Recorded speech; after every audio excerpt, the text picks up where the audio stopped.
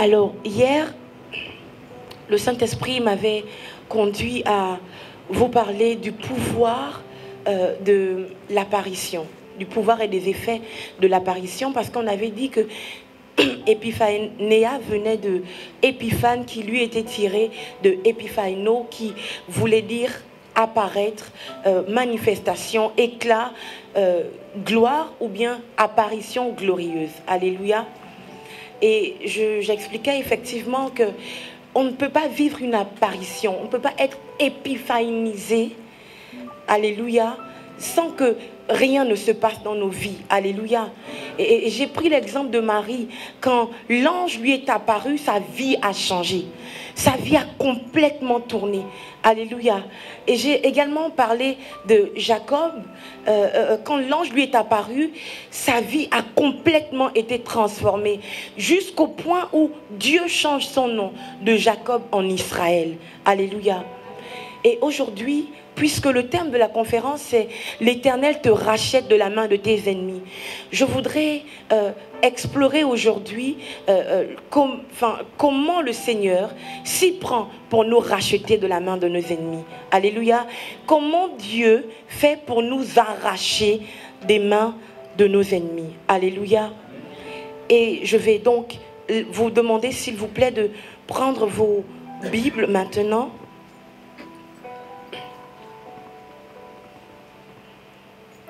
Et nous allons lire le livre des Actes des Apôtres, le chapitre 9. On va beaucoup lire. Alors, je commence la lecture. Cependant, Saul, respirant encore la menace et le meurtre contre les disciples du Seigneur, se rendit chez le souverain sacrificateur et lui demanda des lettres pour les synagogues de Damas, afin que s'il trouvait des partisans de la nouvelle doctrine, hommes ou femmes, il les mena liés à Jérusalem. Comme il était en chemin et qu'il approchait de Damas, tout à coup, une lumière venant du ciel resplendit autour de lui. Il tomba par terre et il entendit une voix qui lui disait « Saul, Saul, pourquoi me persécutes-tu » Il répondit « Qui es-tu, Seigneur ?» Et le Seigneur dit « Je suis Jésus que tu persécutes. Il te serait dur de réjamber contre les aiguillons. » Tremblant et saisi d'effroi, il dit « Seigneur, que veux-tu que je fasse ?» Et le Seigneur lui dit, lève-toi, entre dans la ville et on te dira ce que tu dois faire. Les hommes qui l'accompagnèrent demeurèrent stupéfaits. Ils entendaient bien la voix, mais ils ne voyaient personne. Alléluia. Un autre passage. Alors, c'est celui d'Exode 3.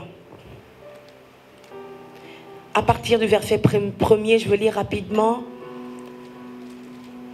Moïse faisant paître le troupeau de Jéthro, son beau-père, sacrificateur de Madian, et il mena le troupeau derrière le désert et vint à la montagne de Dieu, à Horeb.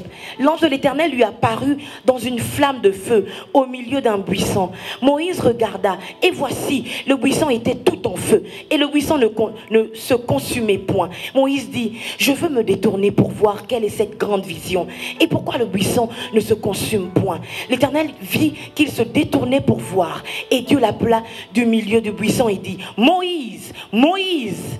Et il répondit, me voici. Dieu dit, n'approche pas d'ici, ôte tes souliers de tes pieds, car le lieu sur lequel tu te tiens est une terre sainte. Et il ajouta, je suis le Dieu de ton père, le Dieu d'Abraham, le Dieu d'Isaac et le Dieu de Jacob. Moïse se cacha le visage, car il craignait de regarder Dieu. L'Éternel dit, j'ai vu la souffrance de mon peuple qui est en Égypte et j'ai entendu les cris que lui font pousser ses oppresseurs, car je connais ses douleurs. Je suis descendu pour le délivrer de la main des Égyptiens et pour le faire monter de ce pays dans un bon et vaste pays, dans un pays où coule le lait et le miel, dans les lieux qu'habitent les Cananéens, les Essiens, les Amoréens, les Phérésiens, les Éviens et les Jébusiens. Voici, les cris d'Israël sont venus jusqu'à moi, et j'ai vu l'oppression que leur font souffrir les Égyptiens. Le Seigneur voit l'oppression par laquelle tu passes. Le Seigneur entend les cris de douleur que tu fais monter vers lui. Le Seigneur sait ce par quoi tu passes. Il connaît exactement ce que tu vis. Alléluia. Et je sais que parce qu'il entend tes cris, il descendra. Alléluia. Je m'arrête là pour le moment. Le premier texte que j'ai lu, la Bible dit que Saul de Tarse était en principe un élève du docteur de la loi Gamaliel, c'est-à-dire que c'était un théologien, si je peux le dire ainsi. Il a été formé dans la loi de Moïse, dans le fait de maîtriser la parole. Alléluia. Les saintes écritures, j'allais plutôt dire les saints écrits. Alléluia. Et Saul est choqué parce qu'il y a quelque chose qui se fait différemment. En fait, Saul est choqué de la nouvelle doctrine. Alléluia. Il se rend compte que les gens prient avec un autre nom. Les gens prient l'Éternel, mais par un autre nom. Les gens estiment qu'il y a un Messie, alors que pour lui, il n'est pas le Messie. Alléluia. Et donc, Saul de Tarse est rempli de colère. La Bible déclare qu'il respirait le meurtre et la menace par rapport à ceux qui élevaient et adoraient Jésus-Christ. Alléluia. D'ailleurs, le passage un peu avant, la Bible déclare que Étienne, qui était également un disciple de Christ, prêchait l'évangile, faisait des miracles, déclarait les paroles inspirées par le Saint-Esprit. Et parce que les maîtres de la loi, les pharisiens, n'étaient pas d'accord avec ce qu'il disait, ils estimaient qu'Étienne blasphémait, ils l'ont lapidé. Et quand ils se sont décidés, quand le peuple juif a décidé de lapider Étienne, la Bible déclare que c'était Saul de Tarse qui portait leur manteau. Je prie dans le nom de Jésus que tu ne portes pas le manteau de quelqu'un qui va contre l'Éternel. Je prie dans le nom de Jésus qu'il n'y ait pas une onction maléfique qui tombe sur toi. Je prie au nom de Jésus que tu ne soutiennes pas quelqu'un qui ne marche pas pour Christ. Alléluia. Saul de Tarse portait le manteau. Les manteaux de ces gens. Et la Bible dit que quand on a tué Étienne, Saul était là. Moi j'avais cru, j'avais pensé que il se serait à un moment donné ravisé. Non, il a commencé à persécuter le peuple de Jésus-Christ à Jérusalem. Il les mettait en prison. Il les enchaînait. La Bible déclare qu'il respirait le meurtre. Vous comprenez ce que ça veut dire? Respirer le meurtre. Il avait une haine profonde. Parce que Saul de Tarse estimait que Jésus-Christ n'était pas le Fils de Dieu. Et que c'était une erreur que de l'adorer ou de faire des miracles en son nom. Alléluia. Son intelligence était obscurcie. Il fallait qu'il épiphanise. Alléluia. Il fallait qu'on l'éclaire. Il fallait une manifestation. Les enfants de Dieu, les chrétiens avaient peur. Mais c'était tellement grave que Saul s'était transformé en détective. Il savait même qu'à Damas, il y avait d'autres chrétiens. Il était déterminé. Ce n'était plus seulement Jérusalem. Il allait de ville en ville. Et il était soutenu par le clergé de cette époque. Il était soutenu par les autorités religieuses. Mais qu'est-ce que ces gens, les adorateurs de Christ, pouvaient faire? Puisque Saul avait tout pouvoir. Ils étaient obligés de fuir, ça et là. Parce que Saul avait tout pouvoir. En fait, Saul était leur ennemi. Et il était beaucoup trop fort. Plus fort qu'eux. Il n'avait pas de moyen de se défendre. Et c'est à ce moment que Dieu a dit, ça doit changer. Est-ce que quelqu'un peut dire, ça doit changer? Ça va changer. La Bible déclare que sur le chemin de Damas, quelque chose d'extraordinaire se produit. Le ciel déclare que c'est justement à ce moment qu'il y aura Épiphanéa. C'est justement à ce moment que Jésus n'a pas envoyé un ange. Dieu lui-même est descendu. Une des façons que Dieu utilise pour nous délivrer de la main de nos ennemis, c'est que lui-même il tombe dans la situation. Et quand Dieu tombe, il n'y a aucune entité qui puisse se relever. La Bible déclare que la première chose qui se produit, que Saul devient aveugle. Dieu dit, tu ne voyais pas bien. Ta façon de voir était obscurcie.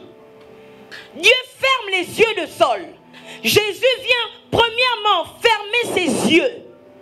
Quand on ne voit pas, on ne peut rien faire. Les yeux, c'est la lampe du corps. Donc Dieu neutralise la lampe de Paul. Je prie que Dieu ne neutralise jamais notre lampe. Alléluia. Dieu tombe. Jésus lui-même, Saul est aveugle. Quand Jésus tombe, personne ne dit à Saul que celui qui est tombé, c'est le Seigneur.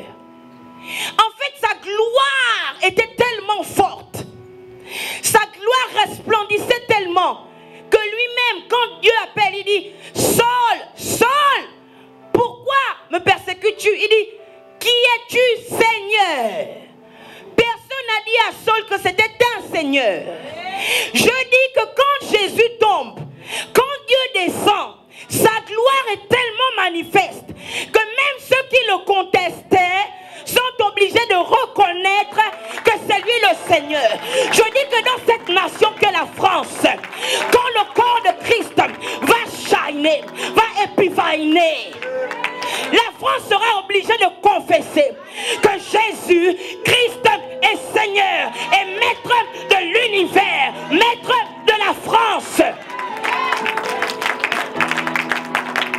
Nous n'avons pas à trembler. Les combats peuvent être rudes. Les combats peuvent être difficiles. Mais nous avons un Dieu. Quand il tombe, il met tout le monde d'accord. Il dit, qui es-tu, Seigneur? Et là il dit, je suis Jésus que tu persécutes. Est-ce que Saul a persécuté Jésus charnellement, personnellement? Non. Il persécutait les chrétiens. Comprenez donc dans vos batailles que ceux qui vous combattent, en réalité, combattent Christ. Ceux qui vous contestent, en réalité, contestent Christ.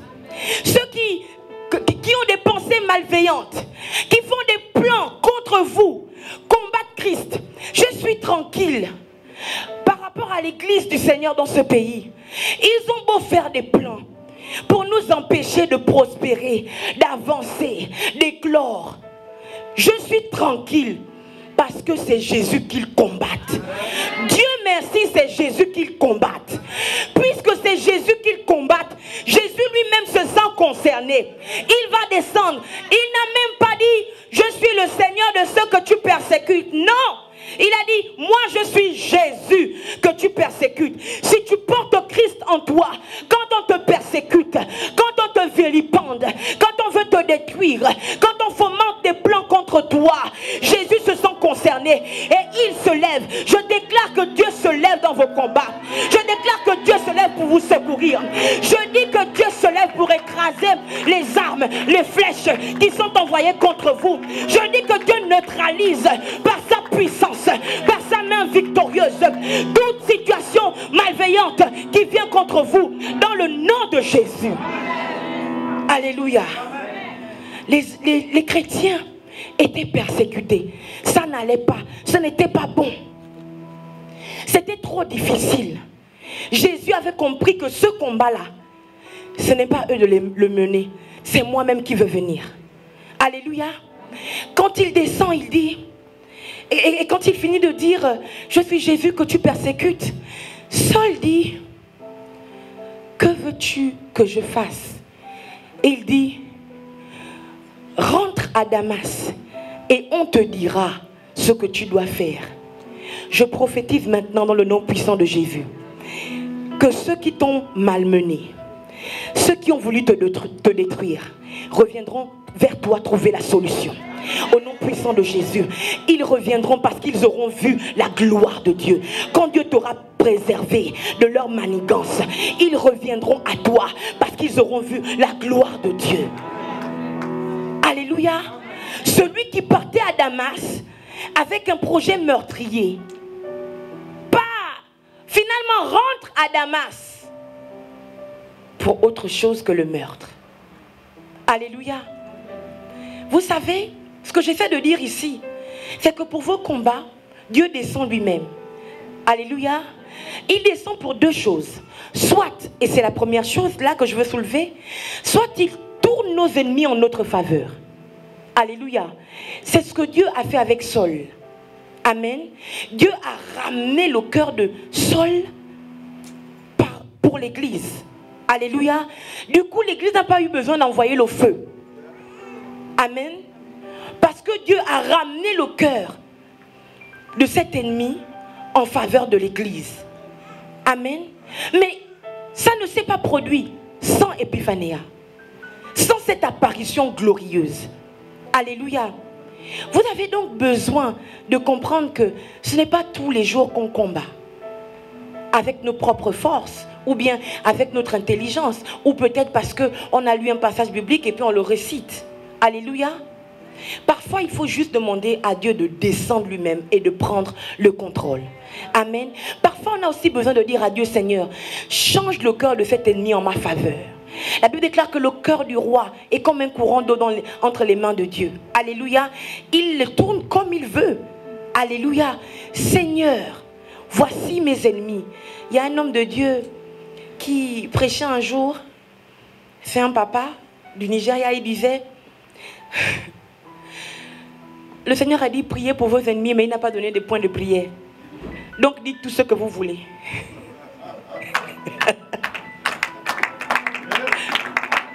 Alléluia. Mais ici je voudrais dire, parfois vous pouvez demander à Dieu de tourner le cœur de vos ennemis en votre faveur. Parce que c'est toujours un plus que d'avoir, comment dire, que d'avoir un nouveau membre qui rentre dans l'armée de Christ. Alléluia. D'avoir une nouvelle personne qui rentre dans l'armée de Christ. Et je loue le Seigneur du fait qu'il n'est pas détruit seul. Amen. Parce qu'aujourd'hui, plus de la moitié du Nouveau Testament est écrit par Saul. Alléluia. Aujourd'hui, Saul était un soldat indispensable pour l'armée de Christ. Gloire soit rendue à Jésus qu'il ait procédé de cette manière. Amen. Mais il ne procède pas toujours comme ça. Alléluia. Le second passage que j'ai lu, je pourrais continuer sur Saul, mais je voudrais finir mon propos. Donc le second passage que j'ai lu, c'est celui de Moïse. La Bible déclare que Moïse a été porté par les eaux et finalement il est tombé sur la fille de Pharaon et il a été élevé comme un Égyptien. Oui, il faut qu'on le dise. Moïse a été élevé comme un Égyptien. C'était donc un potentiel futur Pharaon. Alléluia. C'était un potentiel héritier du trône de Pharaon. Or, on ne peut pas être héritier du trône de Pharaon si on n'est pas initié dans les pratiques mystiques de cette contrée-là. Alléluia. S'ils étaient élevés pour être des futurs rois de l'Égypte, toute la science égyptienne, on le lui enseignait. Alléluia. La science de la magie. Il faut le dire. Il ne faut pas avoir peur, les amis. Pardon, je suis chrétienne. Non. Alléluia. On le lui enseignait. Parce qu'un pharaon ne pouvait pas venir s'asseoir sur le trône là, de manière légère. Et là, je vais ouvrir une grande parenthèse. Nous voulons régner de façon légère. Tu veux ouvrir ton entreprise, tu n'as pas une autorité au-dessus de toi. Tu n'as pas une onction qui te couvre. Mais comment tu veux que ça marche? Comment? La femme de cet homme de Dieu, de ce prophète qui était mort et qu'il avait laissé avec ses deux enfants et les dettes. Alléluia. Quand le créancier est arrivé prendre ses enfants, elle a couru vers Élisée. Dit, homme de Dieu, toi-même tu sais que mon mari, c'était un prophète, il aimait le Seigneur, il était fervent. Mais regarde maintenant, le créancier est venu prendre mes enfants. Je vais faire comment? C'est le prophète qui lui dit, qu'as-tu chez toi? Alléluia. Et là, elle dit, je n'ai rien, si ce n'est un peu d'huile. Je n'ai rien, si ce n'est un peu d'huile. En fait, on se dit on n'a rien. On n'a rien. Mais il faut aller vers celui qui a les yeux. Pour te dire que le rien que tu dis là, c'est ça ta clé. C'est ça qui va te sortir de ta situation. Et puis il lui dit, va prendre des récipients chez les voisins. En fait, là, je suis en train de parler des affaires. Il dit, demande-en un grand nombre. Ne commence pas petit. Ah, je vais commencer à vendre mes 3 petites boucles. Hein. Après, ça va aller. Mais c'est normal que tu aies fait ce genre de pensée. Tu es allé voir qui est plus avisé que toi. Alléluia. Elle allait demander un grand nombre. Et finalement, elle a versé de l'huile dans ses récipients. Là n'est pas le propos, mais je fais parenthèse pour que vous compreniez ce que je veux dire. Quand elle a fini, elle n'a pas fait comme nous. Dès que l'homme de Dieu nous a donné une parole, et puis ça commence un peu à éclaircir, on coupe avec l'homme de Dieu. On fonce. Mais à chaque étape, cette femme est repartie vers l'homme de Dieu. Elle a fini de remplir les récipients. Elle est repartie. Homme de Dieu, j'ai fini de remplir. Je fais quoi ensuite? L'homme de Dieu lui a dit, va maintenant et vends. Elle est partie vendre. Quand elle a fini, elle dit, voilà, j'ai vendu. Je fais quoi ensuite? Il dit, paye ta dette et le reste, garde pour toi. Vous comprenez? On ne peut pas faire des affaires et puis on n'a pas une onction qui nous soutient. Regardez les gens, ceux qui ne sont pas chrétiens, ils ont des gourous, ils ont des prêtres, ils ont des musulmans, des imams, des marabouts. Vous comprenez? Ils ont. En fait, c'est eux qui leur dictent. Ça tu fais comme ci, ça tu fais comme ça tu fais comme ci. Mais si ton pasteur, quand il te prêche que la maladie là s'en aille au nom de Jésus, mais s'il déclare aussi que ton affaire prospère, ça va prospérer. Alléluia. Tu dois avoir une onction supérieure qui te couvre. Alléluia. Pour que ça marche. Amen. Donc Moïse a été élevé pour être un futur potentiel roi de l'Égypte. Et donc il a été enseigné dans toutes ces choses. Sauf qu'à l'intérieur de lui, le sang qui coulait dans ses veines, c'était le sang d'Abraham, d'Isaac et de Jacob. Et ce sang-là savait que Moïse était la porte de sortie d'Israël. Alléluia. Il avait beau se vêtir comme un musulman, comme un Égyptien, pardon. Il avait beau se vêtir comme ces gens-là. Il avait beau avoir leur culture. Ça ne changeait en rien le cri du sang à l'intérieur de lui. Ce qui fait que quand il voit un Égyptien battre un Hébreu, il tue l'Hébreu. Moïse avait cru qu'il pouvait libérer le peuple hébraïque des mains de ses ennemis avec ses propres forces. Dieu a dit, si je te déclenche maintenant, tu vas mourir. Dieu l'envoie dans le désert. Parfois, vous vivez des troubles compliqués. Vous êtes dans un désert terrible. Dieu se dit, c'est mieux que tu sois dans le désert. Je peux te former et te préserver. Parce que eux, ils sont encore trop puissants pour toi. Tu ne peux pas réagir maintenant. Si tu réagis maintenant, ils vont t'écraser. Va dans le désert. Le désert, c'est la formation. Le désert, tu es obligé de trouver Dieu. Tu es obligé de le chercher. Tu es obligé de monter dans une dimension. Il faut que tu me parles, Seigneur. Il faut que tu me sauves, Seigneur. Il faut que tu fasses quelque chose pour moi, Seigneur. Ne gâtez pas vos temps de désert. Le désert enfante les guerriers les plus puissants. Comprenez ce que je suis en train de dire. Quand il fallait maintenant à travers Josué arracher Jéricho, rentrer dans Canaan, ceux qui sont allés en guerre, ce n'est pas ceux qui sont sortis d'Égypte, c'est ceux qui sont nés dans le désert, qui ont été formés dans le désert. Ils n'avaient pas l'onction de l'Égypte, mais ils avaient l'onction du désert. Quand tu as l'onction du désert, qu'est-ce qui peut te résister? Ne gaspillez pas vos temps de désert. C'est dans le désert que Dieu ramène la vie dans les ossements desséchés. C'est dans le désert, c'est là où c'est sec, que la rosée de Dieu a un sens.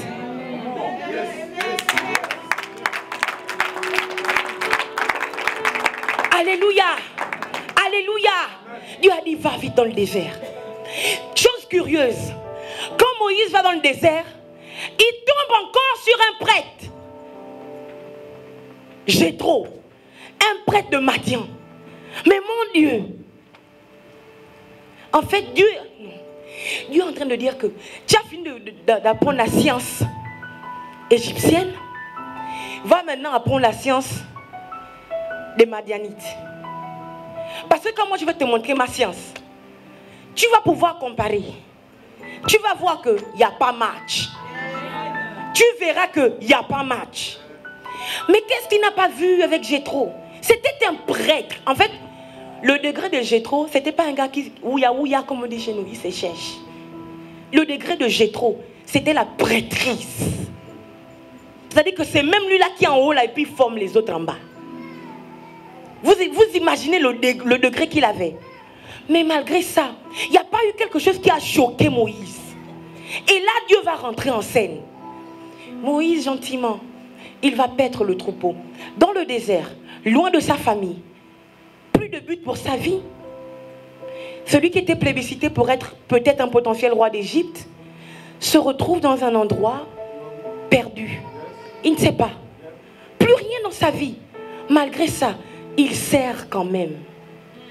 Il pétrait, il transportait le troupeau de son beau-père dans les pâturages. Les troupeaux de son beau-père. En fait, quand Moïse quitte l'Égypte, il a 40 ans. Et puis quand Dieu rencontre Moïse là, l'âge a dépassé depuis. Depuis longtemps, c'est 40 ans après. Mais toi aussi, frère, jusqu'à là, tu n'as pas ton propre troupeau. Malgré ça, Moïse est calme. Il fait pour son beau-père. Fais pour les autres. Dieu te donnera pour toi. Alléluia. Moïse travaillait pour Jéthro.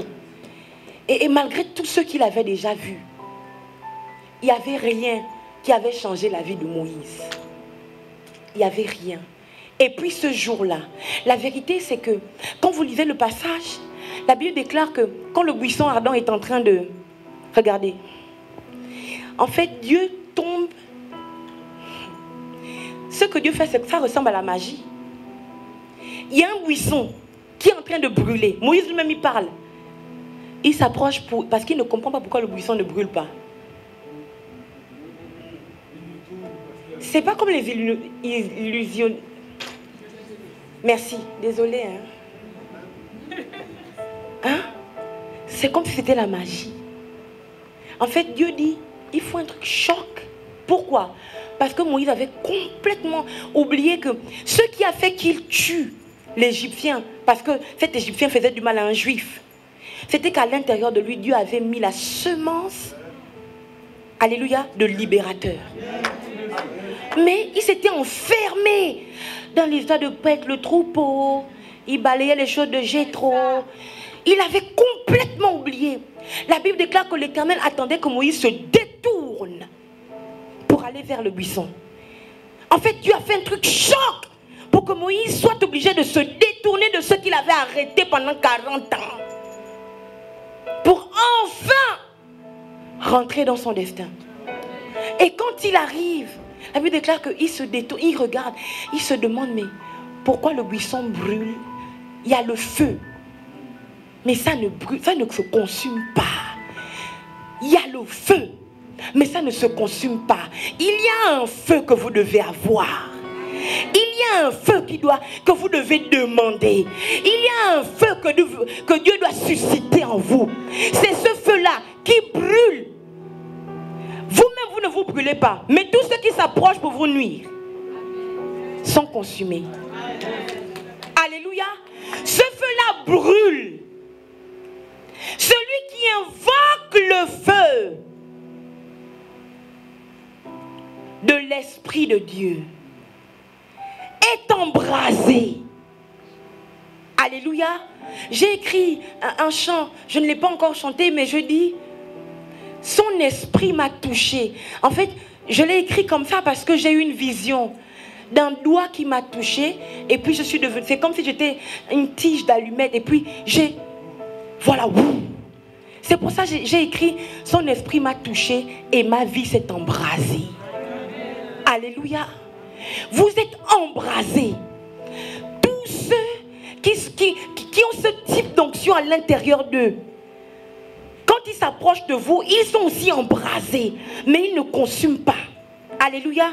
Mais ceux qui viennent avec une onction maléfique, quand ils s'approchent de vous, ils ne peuvent pas vous tenir. Parce que vous êtes un feu. Ils ne peuvent pas, ils essaient de toucher. Oh, oh, oh, oh, oh. Alléluia. J'ai pour habitude de dire que il n'y a aucun démon, aucun sorcier, aucun sataniste, aucun diable qui puisse m'ôter la vie. Amen. Les amis, je vous assure, il n'y a aucune situation qui puisse vous mettre par terre et puis c'est fini, vous êtes mort. Alléluia. Il n'y a pas, ça n'existe pas. Quelle que soit la douleur de l'épreuve, même si vous êtes à terre, la Bible, Dieu a prévu, il dit, cette fois le juste tombe. Mais il se relève. Dès qu'on est juste, l'onction du relèvement tombe sur nous. Quand on tombe, la logique, c'est qu'on se relève. Alléluia. Donc il n'y a aucune situation, il n'y a pas de démon qui puisse vous ôter la vie. Mais il va vous ôter la vie comment? Puisque vous êtes mort depuis. Oh. Mais vous n'avez plus de vie. Vous êtes mort là. Moi quand je marche, c'est Jésus qui marche. C'est à cause de ça que je suis toujours un peu très triste. Alléluia. C'est Jésus qui marche. Amen. Il a dit, ce n'est plus moi qui vis, mais c'est Christ qui vit en moi. Mais comment on peut t'ôter la vie? Puisque ta vie n'est plus dans tes mains. C'est fini. Alléluia. Si je pars, c'est que Dieu a dit, ma fille, allez, c'est bon maintenant, on rentre. Alléluia. Moïse arrive et il se rend compte que ce buisson est en train de brûler. Du moins, il y a du feu autour, mais le buisson ne se consume pas. Un autre secret, si vous voulez protéger vos projets, mettez ces projets dans le feu qui ne consume pas. Alléluia. Vous voulez protéger votre famille? Dans le nom de Jésus, je prends ma famille. Je déclare maintenant qu'elle est environnée du feu de l'esprit. Quel est... Le diable lui-même, il a peur du feu. C'est pour ça qu'à la fin, on va le jeter dans le feu. Vous comprenez? Il dit, si seulement tu pouvais être bouillant. Mais il sait que quand on est bouillant, on brûle. Qui peut nous toucher? Quand on est bouillant, vous avez déjà vu dans une forêt, même les lions fuient quand il y a le feu dans la forêt. Si tu es la plantation du Seigneur, tu dois avoir le feu. Tous les fauves maléfiques, ils vont fuir. Alléluia. Ta plantation doit avoir le feu. Il n'y a que les anges qui marchent dedans. La Bible dit dans l'Apocalypse, l'ange qui a la maîtrise du feu. Qui peut marcher dedans? Dieu lui-même, il peut marcher dans ta plantation. Mais le diable ne peut pas s'aviser de venir marcher dans ta plantation. Parce qu'il ne peut pas résister au feu de Dieu. Alléluia. Donc ce buisson brûle. Et quand Moïse s'approche, Dieu lui parle. Il dit, l'Éternel vit qu'il se détournait pour voir. Et Dieu l'appela du milieu du buisson et dit, Moïse, Moïse. Et il répondit, me voici. Je veux te dire que Dieu te connaît et il t'appelle par ton nom. Amen. Il ne connaît pas seulement tes situations, mais il connaît aussi ton nom. Alléluia. Dieu dit, n'approche pas d'ici. Ôte tes souliers de tes pieds, car le lieu sur lequel tu te tiens est une terre sainte. Ça, on ne parlera pas de ça parce que ce n'est pas le but. Et il ajouta, je suis le Dieu de ton père. Tu dois avoir un père. Le Dieu d'Abraham, le Dieu d'Isaac et le Dieu de Jacob. Moïse se cacha le visage car il craignait de regarder Dieu. L'Éternel dit, j'ai vu la souffrance de mon peuple qui est en Égypte et j'ai entendu les cris que lui font pousser ses oppresseurs, car je connais ses douleurs. Je connais ses douleurs. Et là il dit, je suis descendu pour le délivrer de la main des Égyptiens. Dieu parle, il dit, moi Dieu je suis descendu pour le délivrer de la main des Égyptiens. Alléluia. Mais on se rend compte que Écoutez, est-ce que je peux suggérer? Tu peux monter? Est-ce que je peux suggérer quelque chose? Dieu parle au début, il pose les bases. Il pose les bases. Il dit, j'ai entendu, j'ai vu sa douleur. Voilà pourquoi moi, Dieu, je suis descendu. Pour le délivrer, pour délivrer ce peuple de la main des Égyptiens. Moi, Dieu, je suis descendu. Moïse dit, ok, d'accord, toi, Dieu, tu es descendu, mais qu'est-ce que tu veux que je fasse? Il dit, maintenant, tu vas aller en Égypte. On n'a pas le temps de lire. C'est tout un débat qui se passe entre Dieu et Moïse. Mais si je vais en Égypte, je veux dire que qui m'envoie? Tu diras que je suis t'envoie. Je suis t'envoie. Il dit, mais alors, mais ils ne me croiront pas. Tu diras, le Dieu de vos pères, Abraham, Isaac et Jacob, t'envoie pour les délivrer. Il dit, mais comment ça? Si je pars, Pharaon peut me broyer. Je vais faire comment? Pharaon a toute une armée. Mais Seigneur, Moïse parle. Il négocie pour sa propre vie. Parce qu'il sait que s'il part, quand il a quitté l'Égypte, les Juifs ont vu que c'est un meurtrier. Il tue les gens. Toi, tu vas nous délivrer comment? Toi, tu es un assassin. Il part, peut-être qu'on va le reconnaître. Et qu'on va dire, ah, maintenant, on t'emprisonne, on va t'enfermer parce que tu avais commis un meurtre. Moïse comprend. En fait, quand Moïse a regardé le buisson, c'était Épiphanéa. Sa tête a commencé à changer. Il réfléchissait déjà un peu trop. Il dit, toi tu m'envoies, mais je pars en tant que qui? Mais je veux dire quoi? Qu'est-ce que je pourrais faire? Qu'est-ce que je pourrais dire? Ça tourne. En fait, il ne fait plus les choses pour faire. Non. Ça commence à tourner dans sa tête. Ce ne sont plus les émotions qui ont pris le dessus. Non. Il a vu quelque chose qu'on doit voir pour aller loin. Il a vu quelque chose qu'on doit voir pour accomplir l'impossible. Il a vu quelque chose qu'on doit voir pour accomplir l'impossible. Et là, il sait qu'il y a un élément qui lui manque. Il ne peut pas aller en Égypte comme lui-même, Moïse, sans rien. Dieu commence à dire, bon, posons les bases. Tu as quoi dans ta main? Oh, j'ai un bâton. Qu'as-tu dans ta main? Je n'ai que 5 euros. Qu'as-tu dans ta main? Je sais seulement chanter. Qu'as-tu dans ta main? Je n'ai pas beaucoup d'expérience. Je n'ai que un bac plus 2. Qu'as-tu dans ta main? Je n'ai jamais eu le bac. Qu'as-tu dans ta main? Je n'ai même pas de mari. Qu'as-tu dans ta main? Je n'ai même pas de femme. Qu'as-tu dans ta main? Je n'ai même pas d'enfant. Qu'as-tu dans ta main? Dieu dit, regarde, la chose insignifiante que tu as là, regarde toi-même, jette. Il jette. Rémo Soto, parce qu'il n'avait pas encore été épiphanéé. Il ne comprend pas que le bâton qui n'était rien dans sa main là, c'était en réalité tout. Papa, il fallait pas ramasser, ça va se multiplier. C'était en réalité tout. Il dit, regarde, jette, il jette. Le bâton devient un serpent. Dieu dit, regarde, en Égypte, est-ce que c'est pas un des dieux des Égyptiens? Est-ce que c'est pas le serpent? Si, c'est le serpent. Il dit, regarde, tu as peur du serpent. Moïse dit, oh mon Dieu, le bâton que j'avais là, donc c'était un serpent. Dieu dit, regarde, Moïse, reprends le bâton, Moïse, encouragé par la voix de Dieu. Si je pose un acte, c'est parce qu'il m'a parlé. Si je pose un acte, c'est parce que la voix a été libérée. Si je pose un acte, c'est parce que la voix a parlé. Moïse est là, et puis il se courbe, il attrape, il maîtrise le serpent redevient le bois. Dieu dit, mais c'est pas suffisant. Je vais faire comment? Il dit, regarde, prends ta main, mets à l'intérieur de toi. Il met. Dieu dit, regarde, moi Dieu, tu comprends que la main là c'est plus ta main. Je vais ôter la lèpre, le manque de confiance que tu as en toi. Je vais ôter la peur que tu as en toi. Je vais ôter tout ce qui te freinait, qui t'empêchait d'avancer. Tes ennemis ont pris de l'ascendance sur toi parce qu'il y avait des choses dans ton cœur qui ne fonctionnaient pas avec le type d'onction que tu veux déposer dans ta vie. Mais mets ta main dans ton cœur. Mais quand il met Dieu, Moïse ne sait pas que Dieu est déjà rentré en lui et que sa main c'est plus sa main, mais c'est la main de Dieu. Chaman de Rebosoto. Après Dieu dit, regarde, maintenant où enlève ta main? Il enlève, c'est la lèpre qui a été jetée. Il dit, quand il fait ça, la lèpre a été jetée, mais Dieu a retouché sa main pour remettre dedans le courage, la puissance, le pouvoir.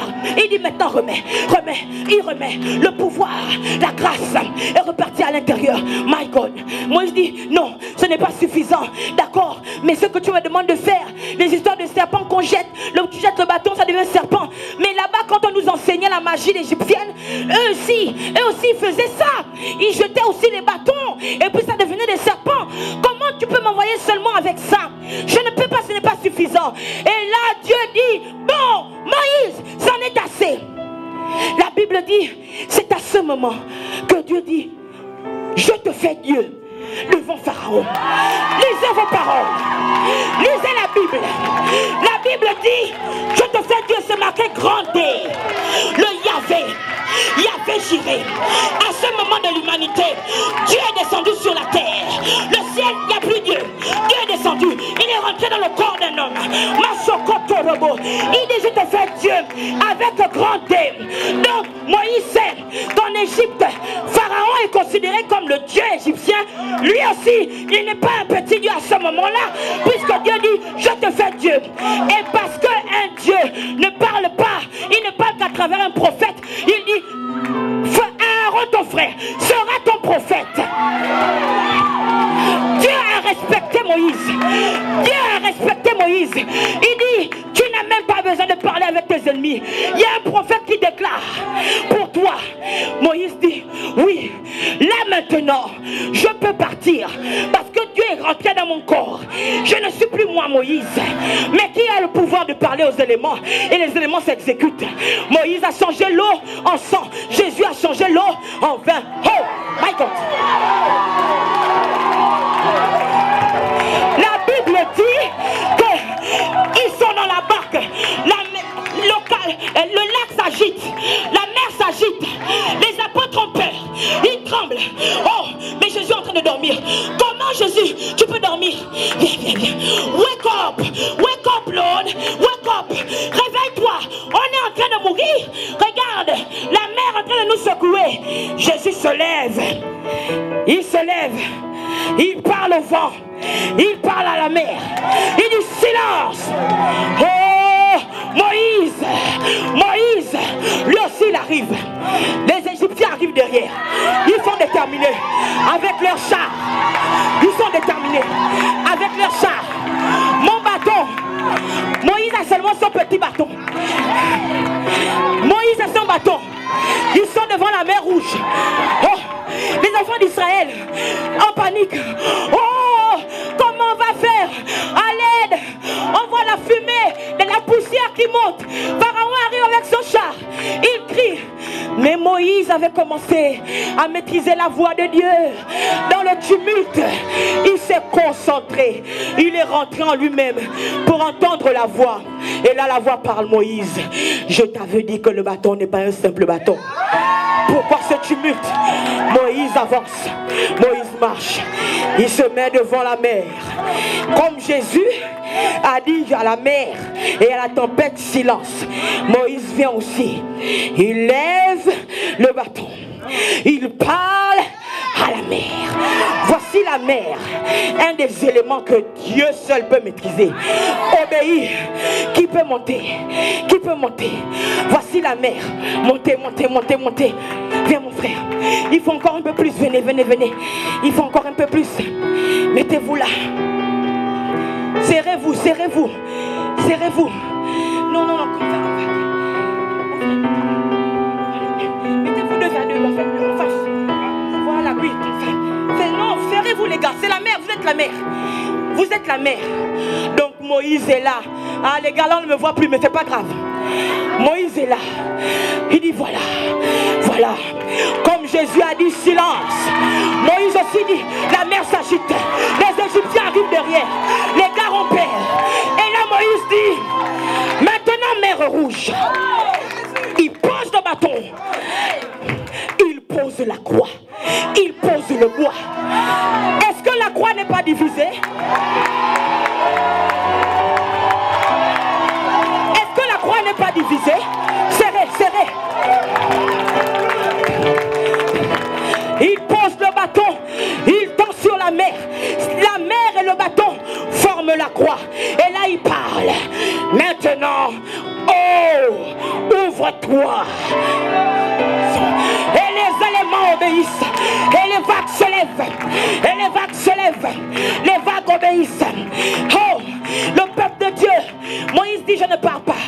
Passez, passez, passez. Dieu est déjà rentré en toi. Il te dit, fais passer ta famille qui a été enfermée. Il te dit, fais passer tes enfants. Fais passer ta femme. Fais passer ton mari. Fais passer ton église. Fais passer ta nation. Fais passer. Il passe. Il passe. Moïse ne savait pas que ceux qui passaient là, c'était ceux qui allaient enfanter les guerriers, qui allaient faire tomber Jéricho, qui allaient enfanter les guerriers, qui allaient traumatiser les Essiens. Et oh, il ne savait pas. Laisse papa. Là il passe. Il passe. Et Pharaon se dit, oh, mais ce n'est pas grave. Moi, je parlais souvent avec le Nil. Je maîtrisais le Nil. Je jetais des sacrifices dans le Nil, moi. Donc moi aussi, je connais la maîtrise de l'eau. Sauf qu'il ne savait pas que lui donnait des sacrifices au Nil.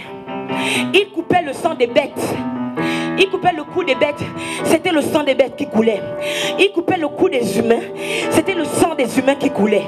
Sauf que Moïse, le jour-là, il n'a coupé aucune tête. Quand Moïse a parlé au Nil avec son bâton, et que le Nil s'est transformé en sang. Le Nil n'était plus un fleuve normal. Le sang en question, c'était le sang de qui? Quel est le sang libérateur? Quel est le sang libérateur? Dieu te délivre de la main de tes ennemis par le sang rédempteur. Quel est le sang libérateur? Le Nil. Moïse avait pris ascendant sur Pharaon quand il a changé le Nil en sang libérateur. My God. Pharaon n'a pas réalisé que là, le niveau était trop haut. Pharaon dit quand même, c'est pas grave. Avec mes chars et toute mon armée, on va passer. Parce que nous aussi, on travaille avec les esprits des eaux, les esprits maléfiques des eaux. Il part. Sauf que non, non. Je sais maintenant que l'ange de l'eau de Apocalypse 19, celui qui a agité la piscine de Bethesda, oh, le ciel est en mouvement. En fait, quand Moïse met le bâton, l'ange de l'eau est déjà là, il pousse les eaux. L'ange de l'eau est là. Seuls les avisés le voient. Personne d'autre ne le voit. L'ange de l'eau travaille déjà avec Moïse. Maman. Quand Pharaon arrive, oh, il ne comprend pas que Moïse, depuis bébé, il ne savait même pas encore prier. Le propre Nil l'avait porté. Il ne savait pas que Moïse communiquait. Moïse avait un lien. Il avait une certaine chose avec l'eau. Il ne savait pas ça. My God. Non. Tout le monde peut travailler avec l'eau, mais tout le monde ne s'appelle pas Moïse. Tout le monde peut prier d'une manière, mais tout le monde n'est pas disciple de Jésus. Les apôtres de Jean, le Baptiste, avaient aussi été enseignés dans la prière. Mais pour Jésus là, ces apôtres, ils ont dit, enseigne-nous comment prier. Comme Jean a enseigné ses apôtres aussi à prier. Jésus monte dans une autre dimension. Il casse les codes des serviteurs, les juifs qu'ils étaient. Il dit désormais quand vous priez, vous dites notre Père. Dieu, Jésus les transforme en fils. Or l'héritage c'est pour les fils. Toute l'onction nécessaire c'est pour les fils. Donc je disais que tout le monde peut bouger avec l'eau, mais tout le monde ne s'appelle pas Moïse. Quand Moïse a déjà ouvert, voici Moïse maintenant, le peuple est parti. Moïse marche très détendu, en paix. Il sait que son compagnon de service, celui qui l'avait porté sur le Nil, est aussi en train de pousser la mer Rouge. Et là il marche. Derrière, Pharaon avance dans l'eau qui est ouverte. Il ne comprend pas. Il ne comprend pas que la donne a changé. Il ne comprend pas. Il a été trompé. Quand Moïse a jeté le bâton, ça s'est transformé en serpent. Ces sorciers aussi ont jeté le bâton, ça s'est transformé en serpent. Il a cru que ça pouvait être pareil avec l'eau. Mais Dieu a toujours une dernière touche. Il marche. Quand il arrive de l'autre côté, Moïse n'a pas besoin de se retourner. Non. Moïse sait que c'est même pas la peine, puisque avec l'ange de l'eau, On est compagnon de service. On sait comment ça se passe. Il a traversé, il a fini. Moïse continue de marcher. L'ange de l'eau fait. Les gars, quand je baisse les bras, vous revenez ensemble. L'ange de l'eau est là. Moïse a fini, il est déjà parti. L'ange de l'eau voit. Ah, Moïse a quitté. Merci, pasteur. Moïse a quitté. L'ange de l'eau fait seulement. Laissez-moi faire ça. Il fait seulement. Boum. Les eaux se referment. Et là, tous les ennemis sont tombés. Tous les ennemis ont été anéantis. Ils ont tous été anéantis. Bien-aimés, c'est bon les gars. Bien-aimés, il n'y aura plus aucun souvenir d'eux.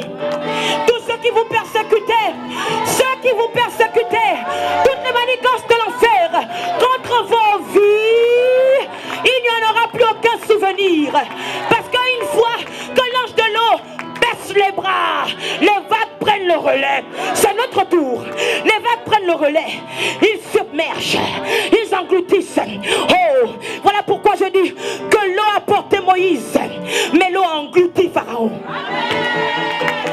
Tout Pharaon de ta vie sera englouti. Tout Pharaon de ta vie sera englouti. Tout Pharaon de ta vie sera englouti dans le nom de Jésus. Dieu, pour te délivrer de la main de tes ennemis, lui-même il descend. Il est descendu maîtriser Paul. Il est descendu posséder Moïse pour que Moïse accomplisse l'impossible. Chandareboso. Deuxième partie. Pour que Dieu te délivre de la main de tes ennemis, il a besoin de ton concours. Et là, il t'apprend des stratégies de guerre. Nous allons lire Apocalypse 12. Non, premièrement d'abord, Michée 4, notre texte de base. Mais Kanderebo Soto, maman, Ye Kanderebo So, Michée 4, oui, le frère Michée 4, verset 10. Voici ce que la Bible dit.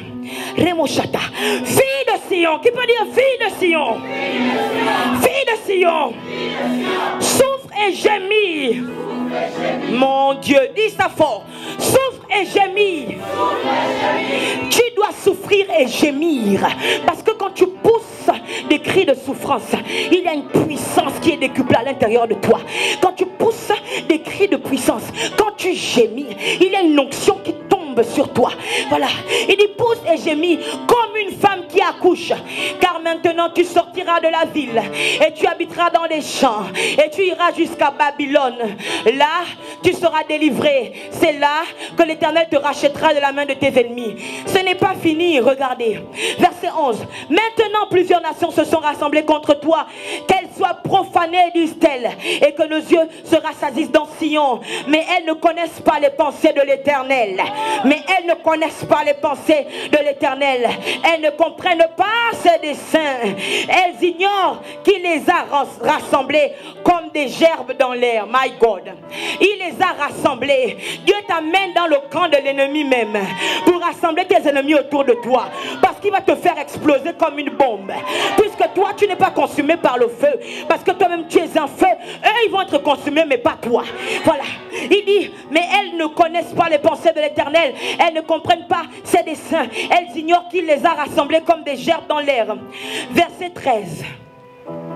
Fille de Sion, lève-toi et foule. Lève-toi et foule. Je te ferai une corne de fer et des ongles d'airain. Je te ferai une corne de fer et des ongles d'airain. Il te fait une corne de fer et des ongles d'airain parce que le combat est féroce. Parce que le combat est féroce. Une fille de Sion doit comprendre que le combat est féroce. C'est une guerre sans pitié. C'est sans eux ou toi. Tu dois te lever comme une lionne et combattre pour tes enfants, combattre pour ta famille, combattre pour ton foyer, combattre pour ta nation, combattre pour ton église, combattre pour tes pasteurs, combattre pour tes frères et sœurs. Il dit, je te ferai une corne de fer et des ongles d'airain et tu broyeras des peuples nombreux. Et tu broyeras des peuples nombreux. Je vous dirai après pourquoi Dieu veut qu'on les broie. Pourquoi Dieu veut qu'on combatte et qu'on gagne la guerre. Apocalypse 12. Dans Michée 4, au verset 11, il transforme la fille de Sion. Elle n'est plus une femme normale. Il lui fait une corne de fer. Et ses ongles deviennent de l'airain. Ma soeur, même si ça là c'est du plastique, fais quand même, c'est prophétique. Apocalypse 12. Apocalypse 12. Un grand signe parut dans le ciel. Qui peut dire Epiphanéa? Lève-toi et crie Epiphanéa. J'ai dit qu'Epiphanéa veut dire apparition. La Bible dit un grand signe parut dans le ciel.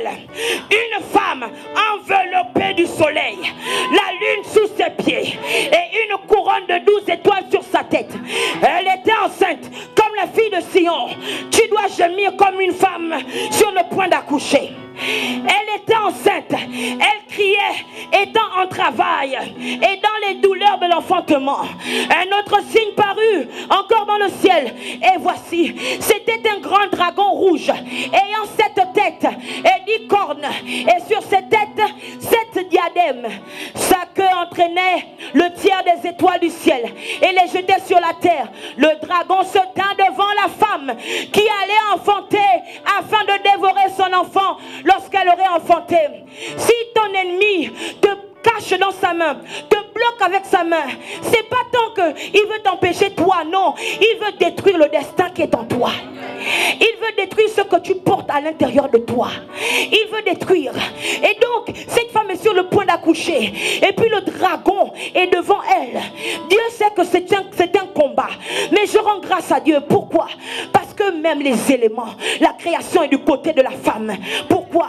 Parce que Jésus-Christ la porte. Dieu la porte. La Bible déclare que le soleil l'a déjà enveloppé. Les étoiles sont comme une couronne sur sa tête. La lune est au-dessus de ses pieds. Ça veut dire que cette femme est dans une autre dimension. Quand on a un destin puissant, quand on doit enfanter quelque chose de puissant, la terre ne suffit plus. Dieu nous fait monter à un autre niveau. Voilà pourquoi la fille de Sion dont on parle, on dit que Dieu lui donne maintenant une corne de fer et des ongles d'airain. Dieu l'emmène dans une autre dimension. Dieu la transforme de simple femme en une guerrière redoutable. Et l'autre femme d'Apocalypse, elle, ses armes, c'est pas seulement son corps, c'est le soleil, ce sont les étoiles, c'est la lune. Tous les éléments sont au garde à vous pour dire, dès que Dieu donne seulement l'assaut, on combat parce que l'église doit avancer. On combat parce que cette femme doit enfanter le destin que Dieu lui a donné. Et la Bible dit, elle enfanta un fils qui doit paître toutes les nations. Je saute, verset 6. Et la femme s'enfuit dans le désert où elle avait un lieu préparé par Dieu afin qu'elle y fût nourrie pendant 1260 jours. Et il y eut une guerre dans le ciel. Michel et ses anges combattirent contre le dragon. Et le dragon et ses anges combattirent. Mais ils ne firent pas les plus forts. Et leur place ne fut plus trouvée dans le ciel. Je dis que dans ton atmosphère, tout ce que le diable a envoyé ne sera plus trouvé dans ton atmosphère, ne sera plus trouvé dans ton ciel. Parce que le Seigneur se lève, lui et ses anges, pour combattre pour toi. Tes ennemis vont perdre pied. Ils vont perdre pied parce que le Seigneur combat pour toi. La Bible dit, et il fut précipité.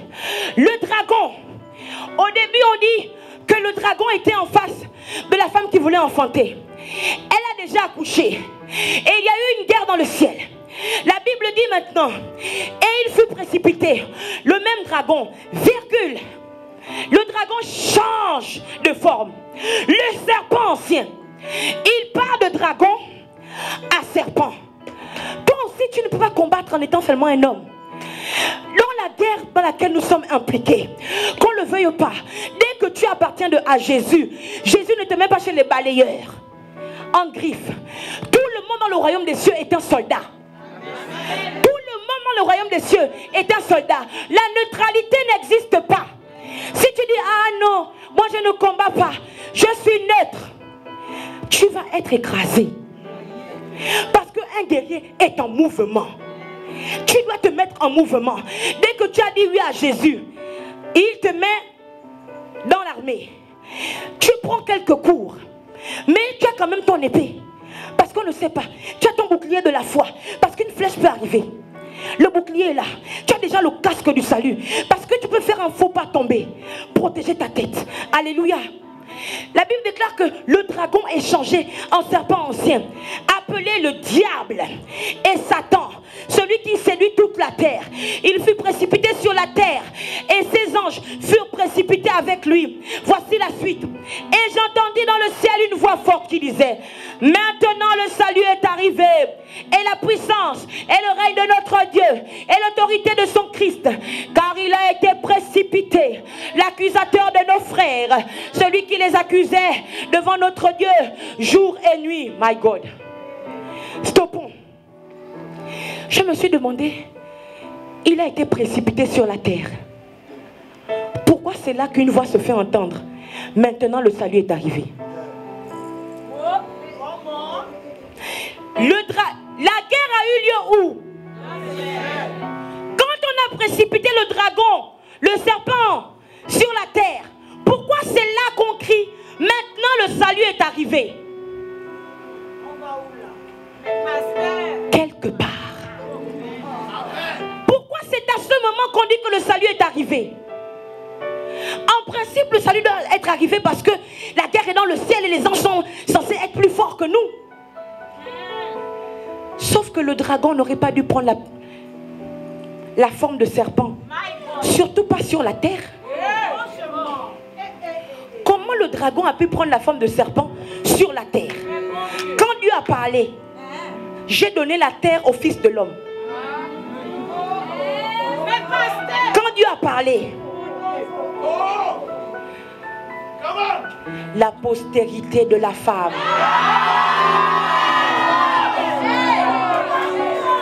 la postérité de la femme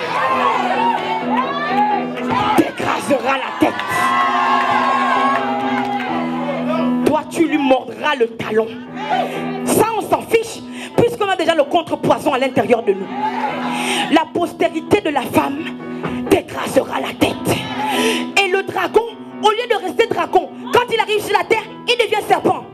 Mais Dieu arrange les choses pour nous dire qu'il n'y a aucun ennemi qui soit plus fort que nous.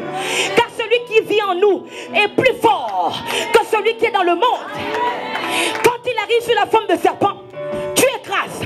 S'il vient sur la forme de dragon dans le ciel, il n'y a pas de souci, puisque tu es enveloppé de soleil, puisque les étoiles ont déjà couronné ta tête, puisque même la lune s'est dit: oh, il y a un combat. La lune est venue, je me mets sous les pieds de cette femme pour que jamais elle ne tombe, pour que jamais elle ne tombe. Sur la terre, le serpent arrive. La Bible dit: my God, il a été précipité, l'accusateur de nos frères, celui qui les accusait devant notre Dieu jour et nuit. Verset 11. Ils l'ont vaincu.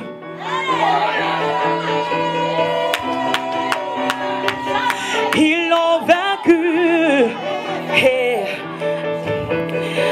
à cause du sang de l'agneau, ils l'ont vaincu. À cause du sang de l'agneau. Le sang de l'agneau a coulé où? Sur la terre.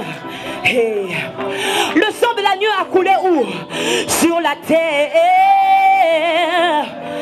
Quand Adam et Ève ont péché et que la terre a été maudite, le sang a coulé pour restaurer la terre. Quand le serpent arrive sur la terre, c'est là maintenant que Dieu dit: ils l'ont vaincu à cause du sang de l'agneau et de la parole de leur témoignage. Il faut témoigner que Jésus est vivant. Il faut témoigner que Jésus est vivant. Il faut témoigner que Jésus est vivant. Il faut témoigner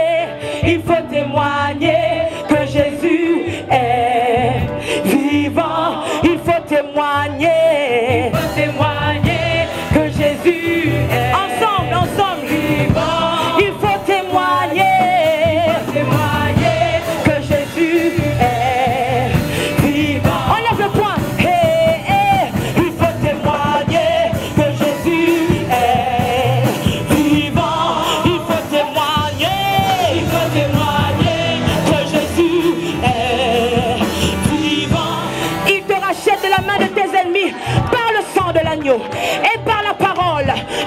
témoignage? C'est quoi ton témoignage? Tu n'étais rien. Jésus t'a pris. Il t'a lavé par son sang. Il t'a arrangé. Il t'a donné une famille spirituelle. C'est quoi ton témoignage? J'ai été rejeté. Je n'ai pas eu de père. Moi, mon père, moi, Charles de Lorego, a refusé de me reconnaître. Il n'est pas venu à mon mariage. Il ne me connaît pas. Il a dit, moi, j'ai eu d'autres enfants. Je m'en fiche. Mais Dieu m'a donné un père. Dieu m'a donné un père. Oui, oui, oui, oui. Moi, j'ai été rejeté. Mais Dieu m'a donné une mère. Dieu m'a donné une mère. C'est ça la parole de mon témoignage. Mais je peux témoigner quoi? Dieu a fait que Jésus est vivant. Il faut témoigner. Il faut témoigner que Jésus est vivant. Tu veux témoigner quoi? Tu avais des pensées. Dieu t'a fait écrire des livres. C'est pas de ta faute. C'est ton témoignage. Mais tu peux témoigner quoi? Tu étais malade. Quelqu'un a prié pour toi. Tu as été guéri. Tu peux témoigner quoi? Tu étais dans la rue en France pendant longtemps. Dieu t'a repositionné. Tu as une maison aujourd'hui. Mais tu peux témoigner quoi? Qu'est-ce que tu peux témoigner si ce n'est ce qu'il a fait pour toi? Il faut témoigner que Jésus est vivant. Il faut témoigner que Jésus...